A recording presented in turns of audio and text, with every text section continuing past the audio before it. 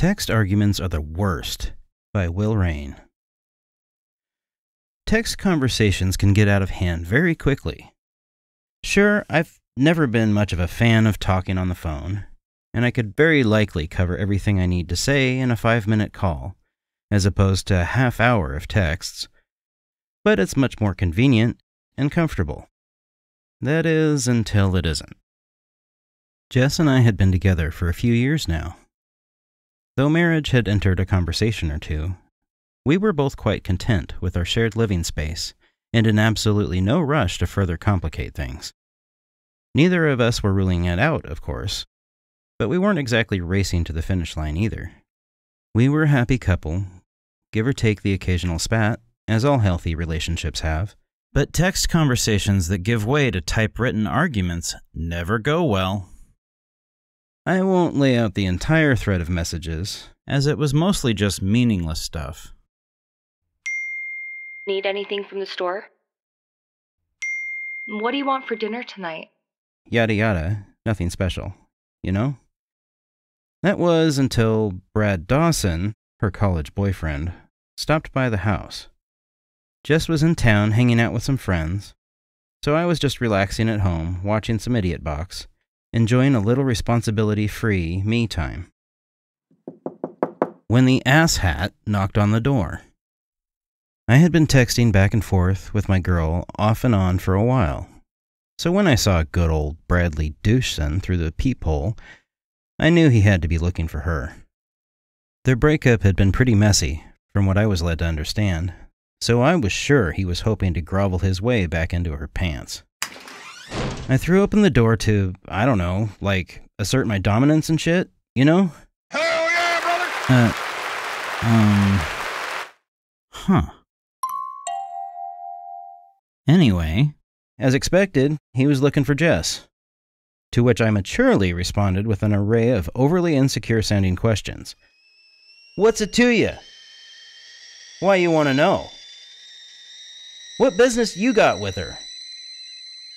Prick just chuckled and asked me to let her know he stopped by, before he turned around and strolled away all cocky-like.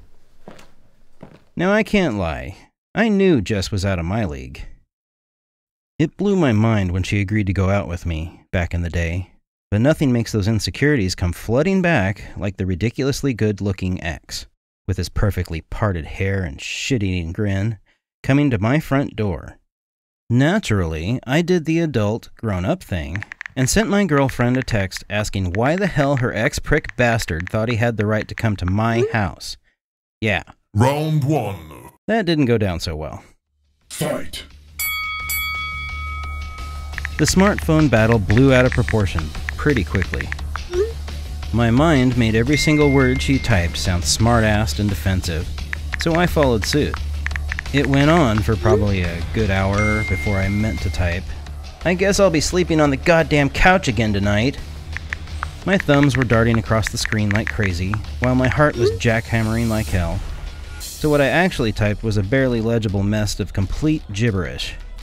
I just stared at the words, while my hands shook with anger, before Jess replied with a simple, What the f***? Before I knew it, I launched my phone at the wall, practically shattering the damn thing, sticking a fork in the senseless argument for now. My heart sank when I came down from the adrenaline rush,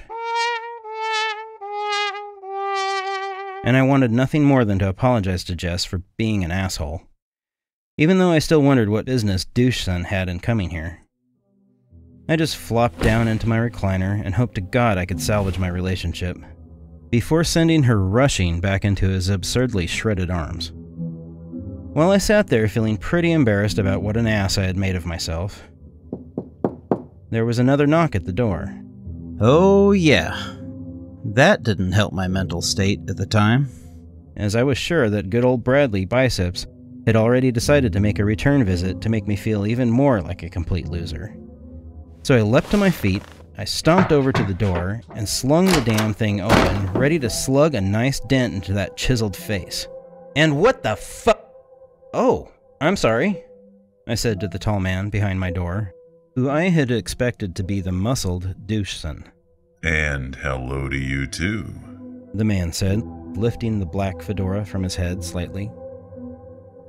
Can I help you? I asked, having no clue who the stranger was, nor why he was at my front door. No, dear boy.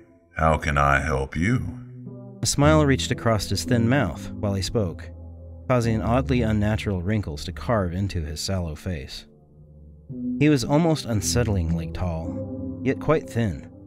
He wore a long, black coat, which made his skin appear even more pale than it actually was. His features were very smooth, and I could not see a single pore. The jet black hairs which poked out from his dark hat appeared almost fake, as though he were wearing a wig. Something about this guy did not look quite right. His nose looked perfectly average, as did his eyes and mouth, but the skin looked almost fabricated in a way. The complete lack of eyebrows between his hair and eyes only made him look even more out of place. Still, his expression did seem friendly. I don't need anything, I said, nervously chuckling. Are you like a salesman or something? I mean, if so, I'm afraid I ain't interested. A salesman? Well, I suppose you could call me that, though I only arrive when requested.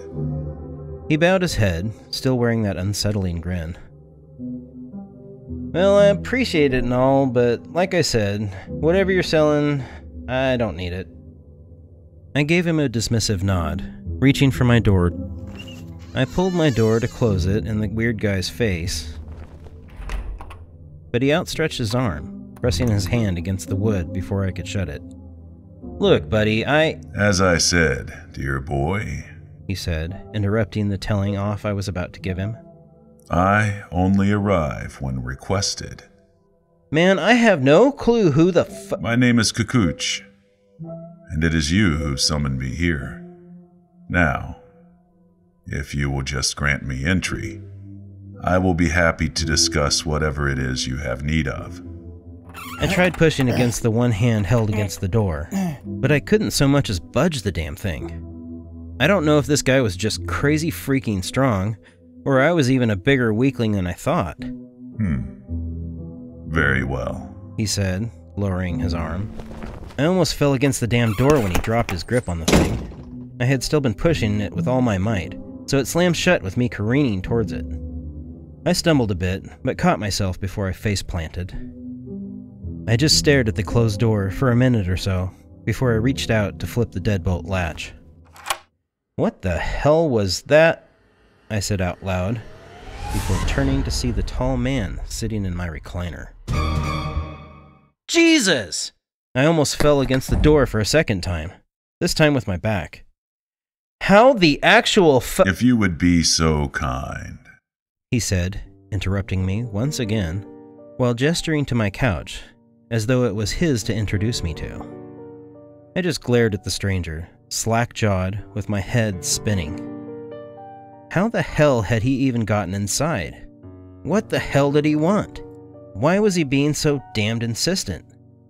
It is as I said, my boy. You summoned me here. Now, if you would please take a seat, we can discuss whatever arrangements you feel comfortable with. He was still smiling. His voice was incredibly deep, like hauntingly deep, yet somehow friendly in its tone. I just strolled towards my couch with my mouth hanging wide open. I dropped down into it, placing my hands on my knees, and I just glared at the strange individual. He gave me a nod, as though to acknowledge I was a good boy, before he started speaking again. Now, what is it that I can help you with? Bro, I have no idea who the fuck— Yet again, he cut my words short as he outstretched his arm. This time in the direction of the wall I had tossed my phone at. My mouth hung agape as the broken device flew from the floor to his elongated fingers, while small chunks of black plastic shrapnel followed after it, sealing themselves back together with the discarded phone. I watched as the reflective screen unshattered, molding the spider-webbed cracks back into one seamless sheet of glass. He tapped the screen, which greeted him with its friendly backlit glow, before he held it out toward me. it goes again deep down until drops you, cause I found mine. Was highlighted, just above my wife's questioning, What the f? in response to said gibberish. The man just glared at me with the skin where his eyebrows should be raised, as if to say, See? I mean, yeah, things got a little heated, and my clumsy-ass thumbs forgot how to speak English, I said with a chuckle, completely unsure as to why I was being so forthcoming with this guy about something that was none of his damn business. Dear boy, I find it hard to believe that you simply entered the exact sequence of words required to summon me to this realm by mere accident. His left eye appeared somewhat enlarged compared to his right while he spoke. The more he mentioned words such as summon or realm, the more the truth of what was happening here was beginning to crack through my thick skull. Whoa! Whoa, whoa, whoa, whoa! Hell no! No, no, no, no, no, no, no, no, no! I yelled out, getting to my feet while waving my arms in front of me. No, this is not... I wouldn't. Calm yourself, dear boy, he said, interrupting my barely coherent rambling, while gesturing for me to plant my ass back on the couch. There's been a big mistake. I slowly sat back down, still holding my hands out, as if it would actually defend me against what I didn't want to admit this guy was. I understand that you may have, perhaps, come to regret inviting me here, but our agreement is legally binding. Once summoned by invoking the chosen words, accompanied by the name of which demon you choose to bring forth, we are both obligated to come to an accord. Yep, he said it. That word I was not ready to hear. I mean, is anyone ever ready to hear a word like that? Still, I had to convince him that this was a complete misunderstanding, though he did not seem even remotely open to the idea. I can't say that I ever believed in things like, well, what he claimed to be, but it didn't appear that my lack of belief in him made him any less real. Maybe he was some sort of con man, with fingers twice the length of mine, naturally pale and poreless skin, and the ability to transport in front of my closed door to my comfy recliner, before using the force to reassemble a shattered phone. Christ! I sat, staring at the man. Yep, I'm still calling him a man. I ain't saying the other thing. Trying to put together whatever could qualify as a rational argument in the back of my mind. I won't say what I came up with was particularly rational by any stretch of the word, but it was something, I suppose. Come on, man. Surely you can see this is a whole big flubberty-goo? Flubberty-goo, in this case, was a word my mom used to use when I was just a wee lad, to avoid using the F-bomb, or any other such words when my brother and I tested her patience a little too much. Likely, this guy would not have the slightest clue what this word meant, nor why I would use it in a sentence. To be honest, I have no idea why my brain decided this moment would be the right one to thrust it back into the foreground. But it couldn't make things any worse, right? I understand that you are upset, my boy, but I would ask that you refrain from using such language in my presence. He looked downright stern, and a little offended by my words. Great, I thought. That'll get you in his good graces. Look, man, sir, well, Your Honor, surely you can see that this is just a really big misunderstanding? I felt like I just kept repeating the same words over and over again, but I had absolutely no idea what to say to this guy. My apologies, dear boy, but I'm afraid my hands are tied. His tone did sound somewhat compassionate, and even a little understanding. Unfortunately, we must come to an agreement, as you did indeed recite the words verbatim. Whether this was by accident or design, I simply cannot walk away until a deal has been struck. The word deal made my reeling thoughts even more chaos-fueled. I'd watched plenty of movies, and even read a few books involving characters who made such deals. And that shit never worked out well. My heart was thumping in my chest, as if it wanted to break free. I couldn't help but wonder if that would be a more favorable outcome in the long run. I hadn't ever been a religious type, but I couldn't deny that if this guy was what he claimed to be, at least some of the lore is real. From everything I read and viewed over the years, there's only one method of payment for these sorts of things, and I sure as shit wasn't ready to lay that on the line. If my heart did explode through my sternum before I ended up having to sign on the dotted line, maybe I could actually get out of this with my soul intact. So, what would be the simplest kind of deal we could make to work this out? I asked, hoping there may be a lower tier membership service. Something like signing up for Hulu with ads, rather than the more expensive version without interruptions. I'm afraid the rules are absolute, he said, with another smile forming across his thin lips.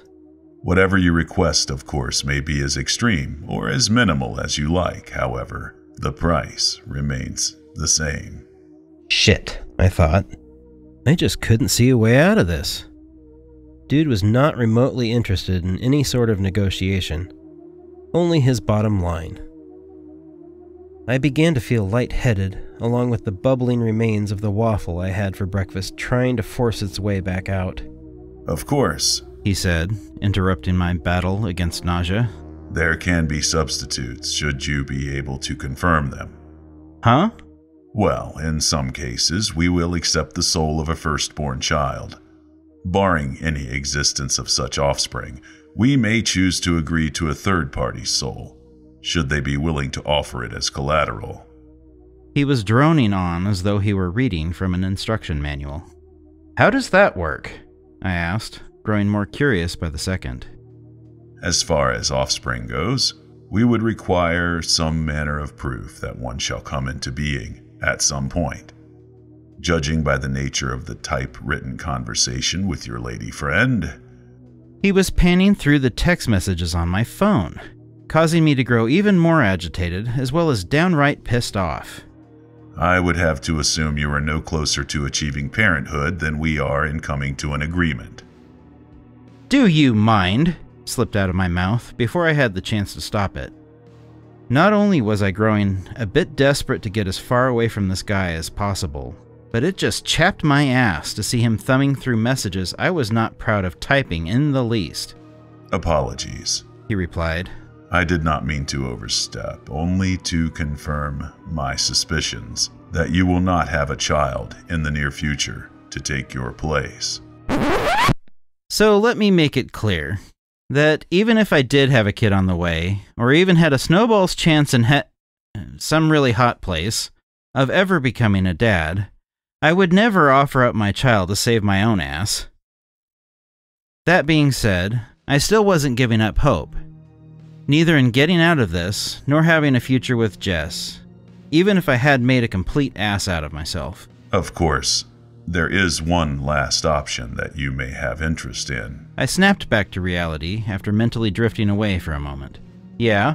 Should your desire involve some manner of punishment to a third party, we may be able to claim their soul as payment, thus creating a singular occurrence which could prove to be mutually beneficial. I stared blankly again, while my jaw drooped in a way not unlike a thirsty dog. I can't say I was fully wrapping my mind around what he was saying, as his words were a great deal, I don't know, more colorful than mine, I guess? But I think I knew what he was getting at. Do you have any enemies? Perhaps someone you may have quarreled with, or one you hold some manner of grudge against? He asked, once more raising where his eyebrows should be. I mean, I don't know. I don't really want to hurt anyone, you know? Sure, there's people I don't really like, but that don't mean they should go to well, you know. I still couldn't bring myself to drop the HE double hockey sticks word, but I couldn't force something like this on anyone, right? I sure as shit didn't want to be damned myself, but I couldn't throw some innocent person on the chopping block, could I? Yes, this whole thing was a massive misunderstanding. Not to mention, I didn't ask for any of this craziness. But could I really? Another knock at the door stuck a fork in my inner debate. The sound instantly caused me to tense up, though surely another guy like the one who sat on my recliner wouldn't be out there. I looked over at the tall fella, almost to ask if it was cool to answer the door. He just gave me a nod, which honestly made me a little pissed off again. I shouldn't have to ask permission in my own damn house. When I pulled open the door to see Brad Doucheson's shit-eating grin on the other side again, I felt my blood begin to boil. "She's still not home," I belted out, feeling my face flush. "Oh, I know. I'm sorry, man," he replied with that ridiculously handsome smile. Ugh. "I just wanted to drop this off." He handed me a flyer, advertising the appearance of his band at a local bar that Friday and Saturday. Yep, dude was in a band too. Good-looking, shredded, and musically inclined. A trifecta of potential reasons for just about any woman to lose their shit over him. "I meant to leave it earlier, but..." "That all?" I asked, cutting him off mid-sentence. Yes, thank you. I would be thrilled if you guys could come see us." He smiled. It was a full-on genuine smile, too. Ugh! He has the nerve to invite me to watch him musically seduce my girlfriend? "Yeah, sure," I replied, slamming the door shut in his face. I heard a muffled, "It was nice to meet you," coming from outside, making me clench my jaw so hard I thought I would crack my molars. "You believe the nerve of that guy?" I asked the tall man who still sat on my cozy recliner, while gesturing back at the door as though Doucheson was still standing there. He just gave me a sort of crooked smile, while tilting his head to the side, with his brow raised again. "I couldn't," I said, fully aware of what the glint in his eye was implying. "Could I? Nah. I shouldn't. Should I?" "It would fulfill your obligation to me," he replied, still looking like a sneaky little kid, in a way, while pulling up a rolled sheet of paper from inside his coat. When Jess got home, we did a lot of talking. I apologized for acting like such an asshole, though I couldn't quite explain why I stopped responding to her texts, as my previously shattered phone had since been reassembled. I confessed that I was just jealous after her college sweetie showed up at our front door, to which she just laughed and assured me that I had nothing to worry about. "Besides," she said, still chuckling, "he's too pretty for me." I can't say that didn't make my face flush again, but it still made me feel a bit better about things. With her assurance that her relationship with her ex was only platonic, I agreed to go watch the show with her that Friday night. Even if I didn't care for the guy, I do enjoy live music. If nothing else, I'd be able to drink. So I attempted to clean myself up as much as I was able before we headed out to see the show. Of course, Jess looked absolutely gorgeous, with far less effort on her behalf than the 45 minutes it took me to get myself looking presentable. I must have changed 5 or 6 times before I finally settled on the gray shirt, black vest, and purposely torn jeans. I generally wouldn't go to such lengths to attend a concert at such a small local venue, but I hoped to at least compare to the ripped specimen of manhood playing lead guitar on stage. The band was already playing by the time we entered. Had I not taken so unusually long to get all fuzzy-dudded up for the occasion, we may have made it in time. But we still managed to grab a decent seat around the center of the bar. I have never heard them play before that night, but I had to admit I was underwhelmed. Doucheson just stood in one place the whole time, barely looking like he gave 2 shits about being there. He just stared off, while absent-mindedly plucking the strings of his Les Paul. "Brad is really off tonight," Jess said, looking almost puzzled by his lackluster performance. "Yeah?"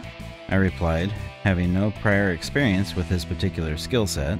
I hope we didn't have another fight with Dylan.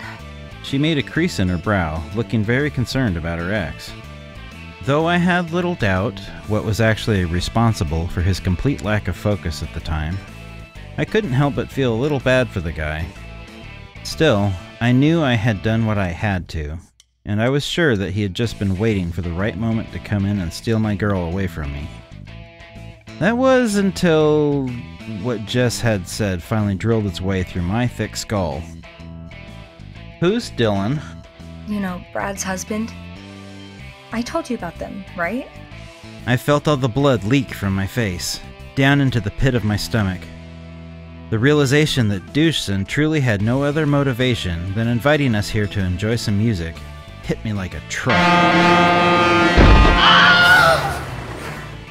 I mean, their relationship has always been a little rocky, but I know they love each other.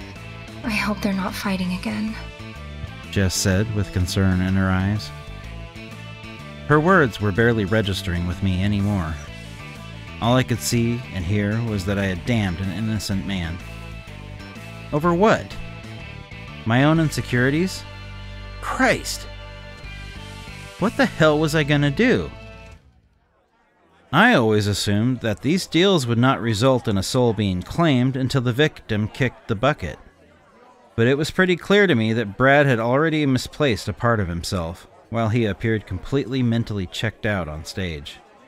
After the show ended, Jess made an attempt to go talk to her ex, to ask why he was not himself, and see if he needed to talk about it. Unfortunately, he had exited the stage quickly, having already left the bar by the time my girl made it backstage to look for him. She talked about how worried she was about him all the way back to our home. She remained distracted all the way up until we hit the sack for the night. I couldn't sleep for shit. Not only had I royally screwed over this poor schmuck, but I couldn't help but wonder if my causing this to happen to who I now saw as a pretty decent stand-up guy could inadvertently have caused my own soul to be damned in the process. I tossed and turned for hours before I finally passed out, only to be awakened by Jess heading out to work early the next day. It wasn't often that she had to go to her job on the weekend, but they apparently had some sort of rotation where everybody would be expected to work at least one Saturday a month. Of course, my self-centered ass only cared that I would be left alone all day to dwell on what a 10-ton piece of shit I was. I tried to go back to sleep after she headed out, but it wasn't happening. My thoughts went crazy as soon as I opened my eyes, and there was absolutely no hope of me quieting my busy mind enough to get back to sleep. I pouted like a 2-year-old while I slipped on my robe over my t-shirt and PJ pants, before slouching down the stairs and flopping into my recliner. I surfed Netflix for a bit, but I couldn't find anything to distract me from my self-pity. That's right, even though I had taken a steaming shit on the life of an innocent guy, I felt bad for myself. That alone made me feel even worse. It was just an endless circle of reasons for me to feel like a worthless asshole. I don't even know how long I had been sitting there, barely paying attention to the streaming show I had finally settled on, when another knock at the door broke me from my blank stare. I staggered over to open it, still moving like an upset child, halfway hunched over, with my shoulders and arms hanging limp, skidding my bare feet across the carpet. When I pulled the door open, my back and neck instantly tensed up as, there in front of me, once again, stood my old buddy Kakooch. Though he wasn't alone this time. He was with another guy I had never seen before. Some blonde ponytail guy in a suit. He wasn't nearly as pale as the guy I inadvertently summoned via text message, nor as unsettlingly tall. Just an average-looking guy, really. "Hi," he said with a pleasant smile. I just nodded in response. "My associate here has something he'd like to tell you." He sounded British or Australian, or something. Definitely foreign, but I guess Kakooch sounded like he wasn't from around here too, now that I think about it. Ponytail nudged the tall, pale guy, who had a look on his face like his folks just caught him tickling his pickle. Well, I may have inadvertently. He was cut off by another nudge from the guy to his left. He sort of clenched his jaw, as though trying to compose himself, as well as looking pretty pissed off, truth be told. I may have misled you a little in our previous meeting, he finally said, holding up the now wrinkled sheet of paper I had scribbled my signature across in my own blood. Before we go any further, Ponytail said, do you truly have any interest in the deal the two of you struck? No! Hell no! No, I don't. I didn't. The barely legible words spilled from my lips as soon as the guy had finished what he was saying. I didn't even have to think about it. That's what I thought, the blonde guy said with a sigh, before snapping his fingers, causing the contract to burst into flames. Go on. He nudged Kikuch again. He said through somewhat gritted teeth. I apologize for manipulating the truth surrounding the text message, including my name. And? Ponytail said. And? Another sigh. I will no longer spy on private conversations to insinuate that random gibberish is actually a summoning ritual from which there is no escape. I just stared at the two with my jaw hanging open again. I do apologize for the inconvenience, Ponytail said. My associate here is well aware that this is not the way we do things. Well, not anymore anyway. Sometimes I'm afraid he is a little too smart for his own good, as well as quite the convincing performer. Kikuch was just staring down at his own feet, breathing somewhat heavily, while nudging the threshold to my home with the tip of his shoe. Please rest assured that this will not happen again. And you are only the first of many homes we will be visiting this evening. In addition, you may be pleased to know that the soul you were convinced to sell has since been returned. So you need not fret this situation any further. I stood still, in place, staring blankly at the oddly paired duo, who now both awkwardly smiled back at me. The pair almost carried on like father and son, with the dad being ashamed of the actions of his boy, while forcing him to confess he was the one that tossed the baseball through the passenger side window of the neighbor's car. Please accept this token of our gratitude for your understanding of the, miscommunication, Kikuch said, holding up a $5 scratch-off ticket while wearing a very forced and almost goofy-looking grin. Thanks. I took the small strip of cardboard from between his long, bony fingers, cutting my eyes down to the ticket and back up to meet the two, who now began to turn away from the front of my home. As I watched the two stroll away, Ponytail turned around to face me again. Just one more thing. My heart instantly sank. I had almost let myself believe that this whole mess was over with. What now? I thought. Who was this guy anyway? Was he about to convince me to make another deal? Maybe he was about to pull the rug out from under me and say this was all a joke. Like, No, sucker, you damn sure going to hell. I braced for the impact of whatever the guy was about to say. You may wanna turn on your autocorrect, mate. With that, he gave me one of those winks with a click of a tongue before he spun on his heels and continued his leisurely walk away from my house. I just paced backwards before nudging the front door shut with my foot, still slack-jawed and thoroughly perplexed by the events of the last few days. I just stood in place, glaring at the damn door for a good 10 minutes at least. After a while, once I had regained control of my senses and motor functions, I placed a call to Jess to ask if she had spoken to her ex. Sure, I wasn't a fan of talking on the phone, but I sure as shit wasn't ready to start texting again. Just yet. Though I never could have predicted I would be happy to hear that she had indeed talked to Dawson. I couldn't help but be thrilled that he was apparently back to his absurdly charming self. He apologized to her for being distant at the show the previous night, claiming he had no idea what had come over him. He just felt empty for some reason, but hoped we would consider returning to the bar that night to see him at his full potential. While I held the phone nestled between my neck and shoulder, I scratched off the complimentary lotto ticket to see that I had just won $2,000. Not too bad of a restitution for potential years of therapy and nightmares. So yeah, that was a pretty crazy couple of days. But I followed the blonde guy's advice and made sure to turn on my damn autocorrect. I still plan to proofread every text message I type before I hit send from now on, though. I'll be damned. I won't make that mistake again. Salutations, dark passengers, and thank you for taking the time to listen to this story. Producing this story has been something of a journey. Over a year's worth, in fact. I'm deeply proud of how it turned out, and I absolutely adore this quirky, silly, and kind of unique twist on the devil at the crossroads trope. Now the thank yous.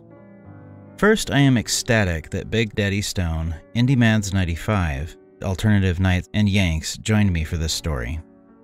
A huge thank you to you all. I really want to highlight Alternative Night's performance. He did such an amazing job. I'm grateful to the Dark Somnium, Myuu, and Fesliyan Studios for the amazing pieces of music that made this storytelling so much more fun. A big thanks to everyone listed in the description who contributed sounds to freesound.org. The specific songs, sounds, and especially the channels of my co-conspirators are all linked in the description. Lastly, I am officially off hiatus and will have the time and energy to put into this channel again. I tried to get back on track over this last year several times, but really just couldn't until many things were settled in my life. Now that I'm in a stable situation, I can begin creating again like I have wanted to for so long. Stay tuned! I have several pieces coming your way, including installments from the Holder series, SCP content, a fantastic gothic horror piece from the fabulous J.M. Nelson, and an Olive Garden commercial. Once again, thank you so much for listening. And remember, in Soviet Russia, demon find you.